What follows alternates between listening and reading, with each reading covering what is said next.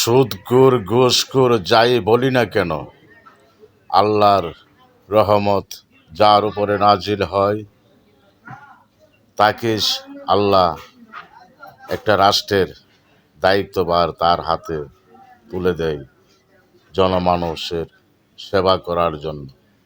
আমরা অযথা কাউকে দোষারোপ করে নিজেকে নিজে দোষী করব না। মানুষ মানুষ হইল সৃষ্টির সেরা জীব। আমরা আজে বাজে কথা বলে কাউকে দোষারোপ করব না। আল্লাহর ইশারায়, আল্লাহর রহমতে এই দুনিয়ায় সব কিছু আল্লাহর ইচ্ছাতে হয়। মনে করেন গণতন্ত্র সরকার আসলে আল্লাহর রহমতে দেশ আবার শান্তি ফিরে আসবে। কাউকে দোষারোপ করবেন না। সবার কাছে এই মিনতি, কাউকে দোষারোপ করবেন না। আল্লাহর যখন হুকুম হবে তখনই সুস্থভাবে একটা গণভোট হয়ে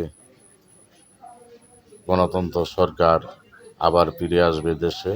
দেশে শান্তি অবশ্যই আসবে। আল্লাহ বাংলাদেশকে শান্তিতে রাখবেন।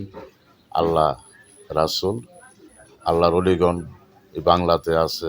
অলিদের দোয়া, আল্লাহর রহমতে দেশ শান্তিতে এগিয়ে যাবে। সবাই দোয়া করি, আমিন। আসসালামু আলাইকুম।